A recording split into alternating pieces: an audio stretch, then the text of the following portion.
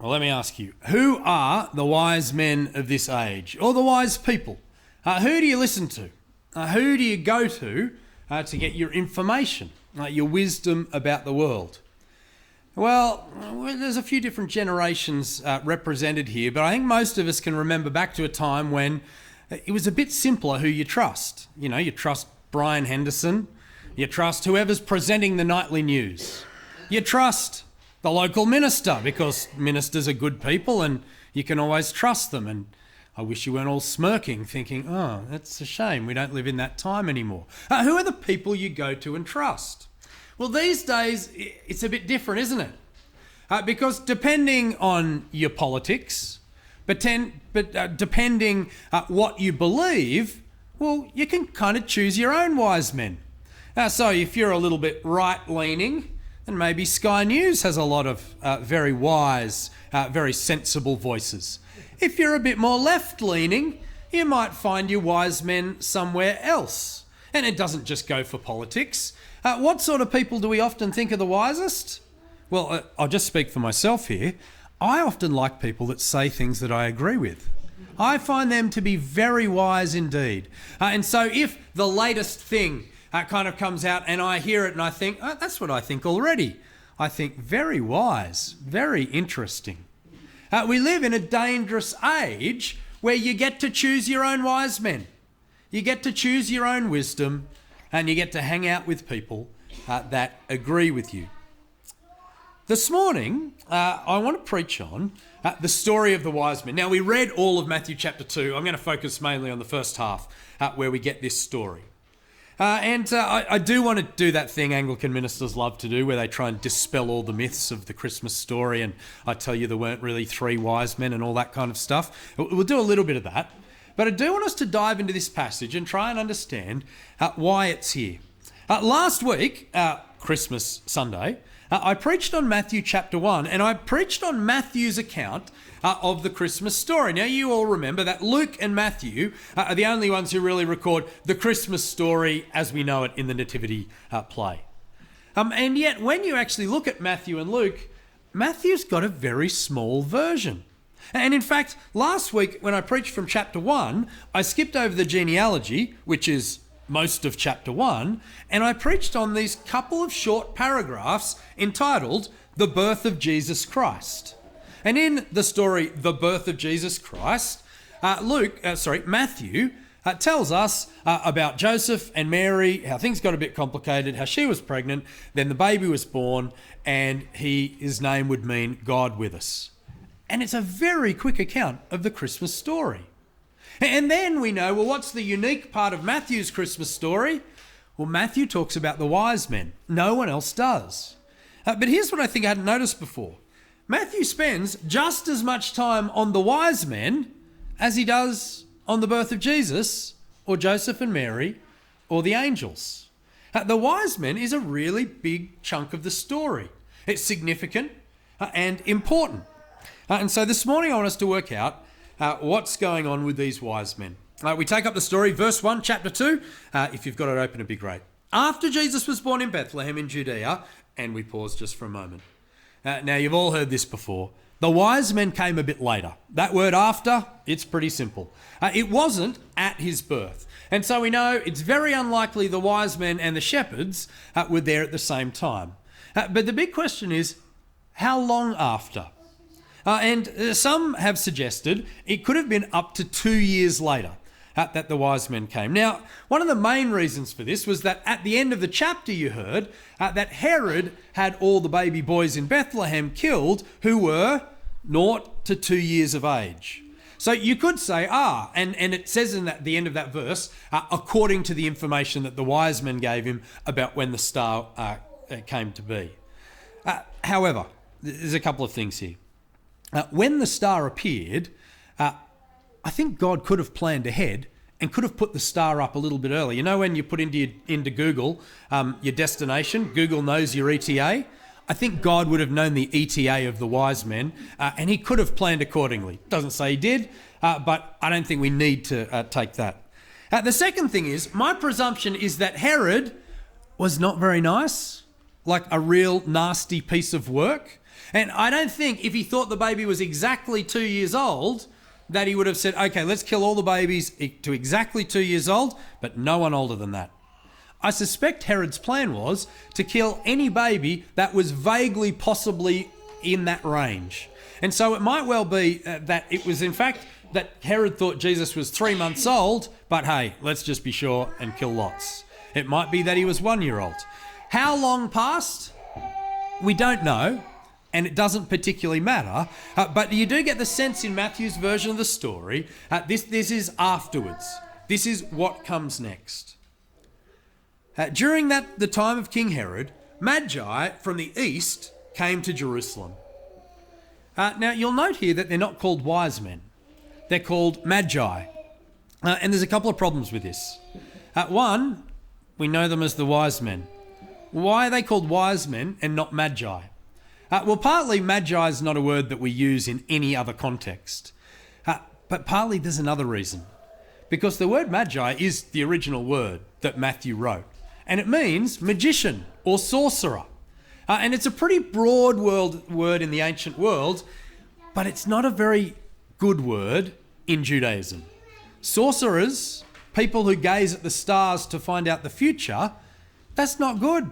We don't like that in the Old Testament. In the book of Acts, there's a sorcerer who's frowned upon. It's the very same word. And so early translators of the Bible thought, you know what? I think it'd be better if we just called them wise men, that everyone would be happier. And so they came to be known as the wise men. So in one sense, I want to start off by debunking this. We must never call them the wise men again. However, as you read through the chapter, what's one of their qualities? They seem very wise. So I've actually done a 180 there, and I think it's probably very reasonable to call them wise men, though Matthew doesn't. But as we see what they do and the way they act, it's a perfect description of them. So why are they magicians? Well, first of all, how did they find out about Jesus? They looked to the stars. The very thing that we want to condemn them for somehow led them to Jesus.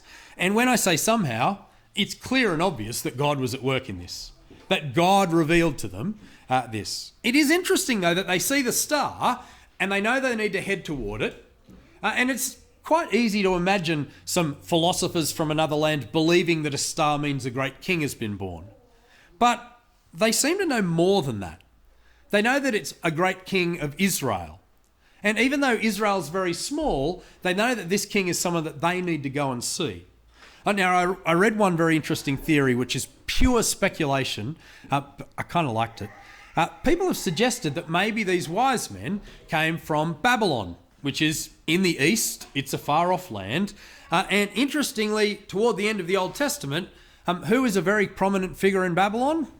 Well, Daniel, one of the great prophets of the Old Testament. And he prophesied about many different things. It's possible that Daniel's legacy in Babylon meant there were prophecies there about the king who was to come. Perhaps that's where the wise men got it. That is pure speculation. It seems pretty certain, though, that God somehow revealed to these wise men, these magi, more than just through a star. They had words and they knew who they were coming to see. In early Christian art, and I don't think I was aware of this, if you're into early Christian art, the wise men were always depicted with 2 white wise men and 1 black wise man. Is anyone onto this? Michelle knows. She's seen some art, so's Fran. Now, again, from what I can tell, this is pure speculation. And it's speculation of a very nice type. Because one thing that we do know about these magicians or these wise men is they weren't from around here. They're from the east. They're foreigners. And exactly where they're from, we don't know. But the point is, they're foreigners. You see, the shepherds and the whole nativity scene, that was a very Jewish story. It was a young Jewish couple going to a Roman census, but in a Jewish town. Some Jewish shepherds heard from God's angels. They came and saw the baby, all very Jewish. This part of the story is very Gentile. These are foreigners. And someone in early Christian history thought, well, wouldn't it be nice if of the 3 wise men, each one came from a different continent representing different parts of the earth? And let's have, Asia, Africa, and Europe. And I like this idea. I think that would be a beautiful story. It's not the one in the Bible. In fact, the story really implies that they all came from the same place. And so maybe they were all black, maybe they were all white, maybe they were all halfway in between. Story doesn't tell us. But one thing we know for sure, they weren't Jews. And that's significant. Because remember the prophecy in Micah. This is about a shepherd who will shepherd Israel, a king who will look after God's people. But amidst that beautiful story, we also had all these moments of judgment. Judgment on Israel for the things that they had done in not trusting God, and judgment on the nations who also hadn't put their trust in God. And so it's very interesting that as this king arrives, as these prophecies are being fulfilled and judgment is coming, the first Gentiles we meet in this story, well, they're the wisest of all. They're the ones who are going to bow down before him. We read on. They came to Herod and said, "Where is the one who has been born King of the Jews? We saw his star in the east, and we've come to worship him." When King Herod heard this, he was disturbed, and all Jerusalem with him. Why was he disturbed? When he heard that a king had been born, someone who was going to rescue God's people, a shepherd who would gather God's flock together, who would help them, he was disturbed. Why? We didn't want any of those things to happen. You see, what Herod wanted was everything to stay the same. He was the king. He was in charge. God's people were really struggling, but, well, Herod wasn't. And so his greatest desire was that nothing changes. But did you notice who else was disturbed? And all of Jerusalem with him. What does it mean by all of Jerusalem? I mean, Jerusalem's a big city, the capital city of Israel. I think it would be a little bit like if we heard our Prime Minister is deeply disturbed and all of Canberra with him. And if you heard that phrase, you wouldn't be thinking of all of the normal people living in Queanbeyan or wherever. You'd be thinking of all the politicians, Canberra, the centre of the nation. And so we learn that Herod's disturbed and all of the leaders of Israel are disturbed. Why? Because what do they want from God? What do they want from the Saviour? Nothing. They're happy with how things are. They don't want things to change. And this, I think, is the important first lesson of this chapter. If you're interested in Jesus, but you don't want your life to change, if you're happy with the status quo, the state of the world, I've got bad news. Jesus is not for you. Because you don't need Jesus if you're happy with how things are going. If, however, you dream of things being better in the world, if there are problems in your life, if there are problems in your own heart, if you think you need to be better, if you want a solution to the problems of the world, well, you need to come to Jesus. It's a very simple equation. If things are fine, don't go to Jesus. If things are not fine, well, Jesus has got something for you. These wise men, despite their wealth, they've gone on this very long journey. They're going to give very expensive gifts. They're doing all right. Despite the fact that through the stars, they have been able to successfully divine what is going to happen, who has been born. These wise men think that something needs to change. They think that this king in Israel can make the world or their lives a better thing.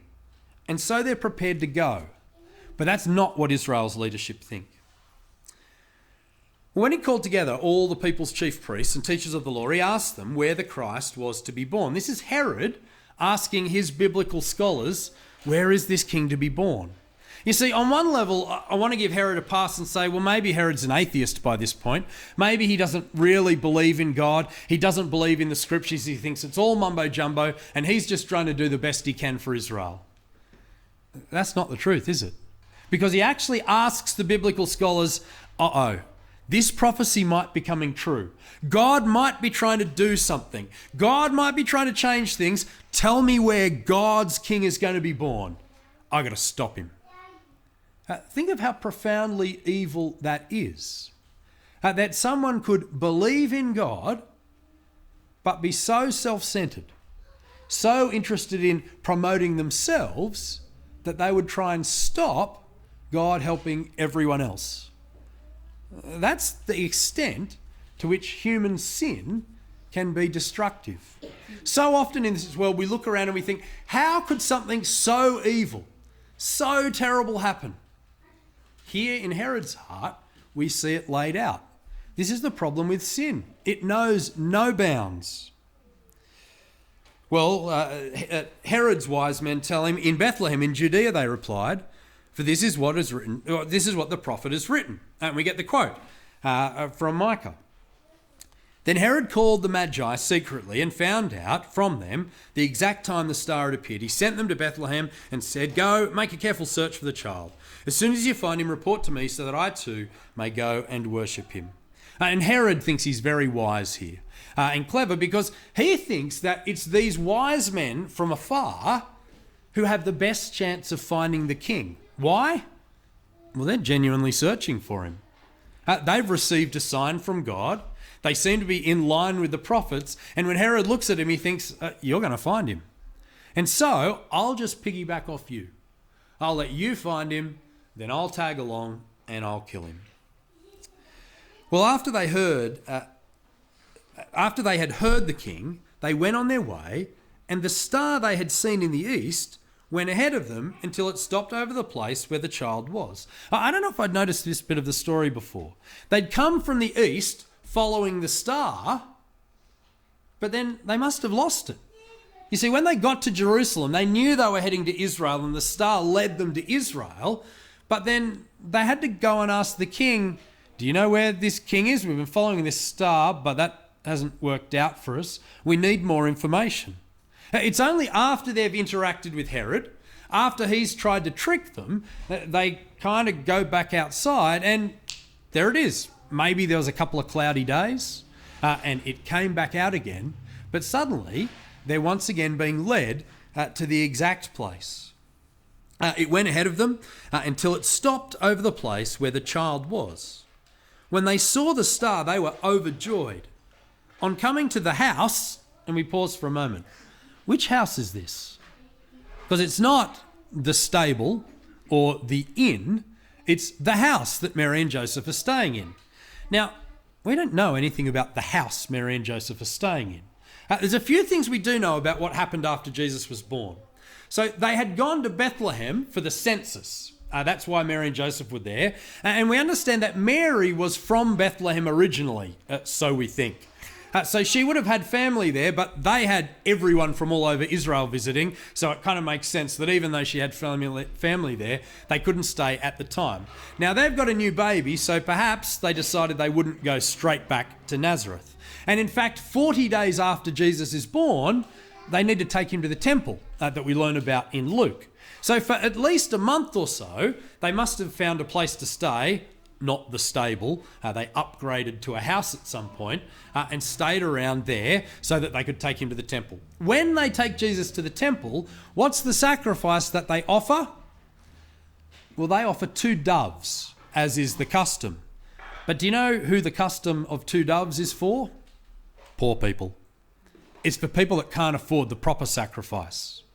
Now, if the wise men had come before the 40 days, they would have had a backpack full of frankincense, myrrh and gold, and I tell you what they would have got? The proper sacrifice, because they wouldn't have been poor at that point. So it seems quite obvious that the wise men come after they received those gifts, and it's possible that they stayed in that house for quite a bit longer until the wise men turn up. Then they head off to Egypt, and then they go back to Nazareth where they'd come from originally. It's interesting to put all the geography together, but the story does make a lot of sense of the complicated situation that they're in. I want to finish looking at what the wise men actually do when they get to Jesus. Because the other interesting thing about these wise men is they don't really say very much. They don't give us a lot of wisdom. It'd be nice if there was, the book of Psalms, the book of Proverbs, and the book of the wise men, and all the helpful stuff that they have to say. The wise men don't tell us much at all. What the wise men do shows us their wisdom and gives us an opportunity to follow them. As I said before, they're wealthy men. They've come from a long way away. They've put a lot into this. But have a look what happens when they enter the house. On coming to the house, they saw the child with his mother Mary, and they bowed down and worshipped him. These are wealthy foreigners who come to the small nation of Israel, and the minute they walk in the door and see a child, and remember, this isn't the child of a great king. They're not trying to pay respects to the nation in this way. This is an anonymous house in Bethlehem with a carpenter who isn't even mentioned at this point. We're not sure where Joseph is. Mary's there. The boy Jesus is there. And these wealthy, important men bow down and worship him. These are the wisest of men. And how does their wisdom express itself? In humility. They understand how small they are in the presence of this Jesus. Did you see in that prophecy in Micah? There will be a shepherd for God's people, but he will be from of old. He's ancient, and yet he will be a baby and a child. And somehow these Gentiles understand it. You see, when judgment comes to all of the nations, which nations will be judged? Will be all those who have rejected God. But here suddenly we see a window that, well, there will be some from the nations who do not reject God, who hear the good news and respond completely appropriately and bow down before him. And I think it's important to see that first they bow down and they worship him as God. Then, after they've worshipped him, after they've bowed down, then they opened their treasures and presented him with gifts of gold and of incense and of myrrh. And Christians through the ages have made lots about what these three different gifts represent. I think it's an interesting conversation, not one we've got time for this morning. But suffice to say, these are wealthy men, and so they give wealthy gifts. They give of all they have. It's quite probable that these gifts then give Mary and Joseph the funds they need to head off to Egypt, which is not going to be a cheap trip. They'll have the resources to look after Jesus while they wait out the time when Herod is in charge. Who are the wise men of this age? Well, in a sense, it doesn't matter that much. Now, don't get me wrong. I'm sure there's people with good ideas on politics. There's people with good ideas about how we can look after the world better. There are voices out there worth listening to and worth sorting through. But here, these wise men, however wise they were, say, this man Jesus, he is the one worth worshipping. He is the one worth turning to. And so a week after Christmas, sometimes the mood can be, we got through it again. Let's take a breath, relax a little bit in January before we think about facing the year to come. And yet, as Christmas drags away, it's important for us to remember that the baby Jesus is a story of joy and hope. But the story continues. It is Jesus who is the wise man of this age. The Old Testament tells us that wisdom is, well, it's the fear of the Lord. It's bowing down before the right king. And this baby Jesus will grow up and he will speak. He will give us some wisdom. It's all written down in here. Well, not all of it, but lots of it. If you want to do the wise thing this year, well, be like the wise men and go to Jesus. Read a gospel in January. You can read Mark in an hour or so. If you want a bit more of a challenge, read Matthew or read Luke or read John. Read them all. Go and encounter Jesus. You see, the wise men went out of their way to get to Jesus, and it was worth it. Spend some time praying to him this year. Go to Jesus. He is the wise man who can help you. He is the one who is going to change things. He's already changed things in this world, but there is more to come. Those prophecies will be fulfilled. Our Lord Jesus is worth pursuing. The Gentiles in that day knew it. Some Jews knew it already. Some had rejected him. Each of us get that same opportunity now. Let me pray.